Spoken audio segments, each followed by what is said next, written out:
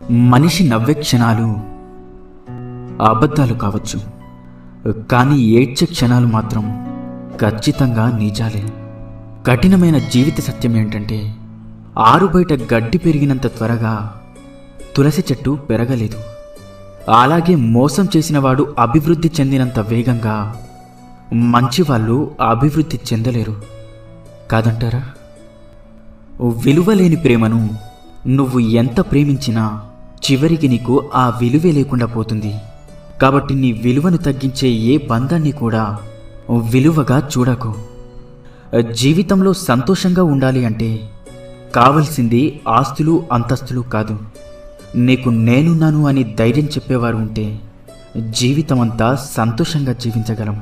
ఈ రోజుల్లో బంధం అనేది తామరాకు మీద నీటి బిందువు లాంటిది. అది ఎప్పుడు జారిపోతుందో ఎవరికీ తెలియదు. అందుకే ఎవరి మీద ఎక్కువగా ఆశలను పెంచుకోకు.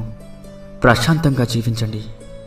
ఒక్కరోజు దాటితేనే విరిగిపోయే పాలల్లో ఎన్నాళ్ళైనా పాడవని నెయ్యి దాగి ఉంటుంది. వ్యక్తిలో లోపాలను చూడడం మానేసి ఆ లోపాల వెనుక అద్భుత గుణాలను గుర్తించగలిగితే మనం కూడా ఒక అద్భుతమే అవుతాం. నమ్మితే ప్రాణం ఇస్తామంటారు. ప్రాణం ఇవ్వాల్సిన అవసరం లేదు. ప్రాణమున్నంత వరకు నమ్మక ద్రోహం చేయకుండా ఉంటే చాలు కాదంటారా? మన దగ్గర ఎంత డబ్బైనా ఉండవచ్చు, కానీ అవతల వారిని చులకనగా చూసే జబ్బు మాత్రం ఉండకూడదు. ఆత్మాభిమానం ఉన్నవాళ్ళు తమకు అవమానం జరిగితే అప్పుడు ఏమీ చేయలేకపోయినా జీవితంలో మాత్రం ఎప్పుడూ మర్చిపోరు. ప్రతి ఒక్కరికి తమ తమ భావోద్వేగాలుంటాయి. ఎవరిని నొప్పించకుండా మాట్లాడటం నేర్చుకోండి. కోపంలో వచ్చిన మాటను పట్టించుకుంటే మనసు విరిగిపోతుంది. అదే కోపం వెనుక ఉన్న బాధను అర్థం చేసుకుంటే ఆ బంధం నిలబడుతుంది. అలా ఉండగలగడానికి మనకు కావలసిన ఆయుధాలు 2: నవ్వు, అలాగే మౌనం. చిరునవ్వుతో చాలా సమస్యలు పరిష్కరించుకోవచ్చు, అలాగే మౌనంతో చాలా సమస్యలు రాకుండా చూసుకోవచ్చు. గుర్తుంచుకోండి, జీవితం అంటే ఇంతేనా అని ఇప్పుడు అనిపించవచ్చు, కానీ ఒక వయసు వచ్చాకే అర్థమవుతుంది. నువ్వు మోస్తున్న బాధ్యత, నిన్ను నమ్ముకున్న మనుషులు, నిన్ను పరిగెత్తేలా చేసే ఏదో ఒక అవసరం. మనిషికి వయసు పెరిగే కొద్దీ అనుభవం పెరగాలి, ఆలోచన విధానం మారాలి, ప్రవర్తనలో మంచి చెడు తెలుసుకోగలగాలి. అప్పుడే మనిషికి విలువైన గౌరవం, సమాజంలో మంచి వ్యక్తిగా గుర్తింపు లభిస్తుంది. ఈ ఒక్క విషయాన్ని జీవితంలో ఎప్పుడూ మర్చిపోకండి. నువ్వు ఎంత విసిగిస్తున్నా ఓపికతో ఉండే హృదయం విసిగిపోతే వాళ్ళు తీసుకునే నిర్ణయాలు చాలా కఠినంగా ఉంటాయి. అర్థమైందనుకుంటా. పరాయి వాళ్ళు ఒక మాట అంటేనే వాళ్ళని చూసినప్పుడల్లా ఆ మాట గుర్తొస్తూ ఉంటుంది.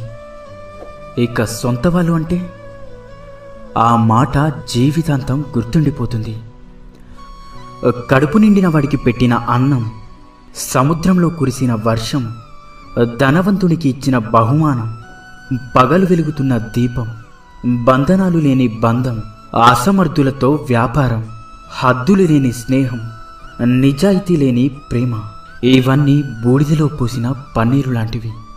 అంతా వ్యర్థమే.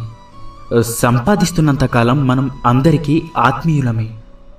ఒక్కసారి సంపాదించడం ఆగిపోతే సొంత ఇంట్లో కూడా పరాయి వాళ్ళమైపోతాం. బంధం తెగిపోతుందని తెలిసినా సరే నిజమే చెప్పండి. అబద్ధాలు చెప్పి నమ్మకం మాత్రం పోగొట్టుకోకండి. ఎందుకంటే తెగిన బంధం ఎప్పుడైనా తిరిగి కలవవచ్చు, కానీ పోయిన నమ్మకం మాత్రం ఎప్పటికీ తిరిగి రాదు. అందంగా లేదని భార్యని, అర్థం చేసుకోవడం లేదని భర్తని, నీకు అండగా ఉండడం లేదని తమ్ముణ్ణి, అహంకారం చూపుతున్నాడని అన్నని, ఆస్తి పంచడం లేదని అమ్మా నాన్నని, అవసరానికి ఉపయోగపడడం లేదని అక్కా చెల్లెల్ని, అవసరానికి వాడుకున్నాడని స్నేహితులని, అలా అందరినీ వదిలేసుకుంటూ వెళ్తుంటే చివరికి ఏదో ఒకరోజు మనం కూడా ఈ ప్రపంచాన్ని వదిలి వెళ్ళాల్సి వస్తుందేమో. ఒక్కసారి ఆలోచించు. తీపి ఉండాలే కానీ చీమలకి కుదవా. కాసులుండాలే కాని చుట్టాలకేం కొదవ. ఉప్పు తగిలితే చీమలు ఎలా అయితే చెదిరిపోతాయో, మనకు నొప్పి కలిగినప్పుడు కూడా చుట్టాలు అలానే వెళ్ళిపోతారు. మనసు ఒంటరిది. ఎన్ని బంధాలతో పెనవేసుకున్నా తనలాంటి మనసు కోసం నిరంతరం ఆరాటపడుతూ ఉంటుంది. ఒక్కసారి నీ మనసుని అడిగి చూడు, నిజమో కాదో చెప్తుంది. అసూయతో బ్రతికే వారికి సరైన నిద్ర ఉండదు. అహంకారంతో బ్రతికే వారికి సరైన మిత్రులుండరు. ఇక అనుమానంతో బ్రతికే వారికి సరైన జీవితమే ఉండదు.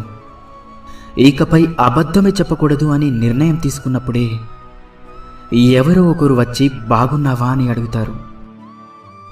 కూరల్లో మజ్జిగల్లో చేరి వాటికి రుచిని అందించే ఉప్పు నీళ్ళల్లో పాలల్లో చేరితే వాటి యొక్క రుచి పోతుంది.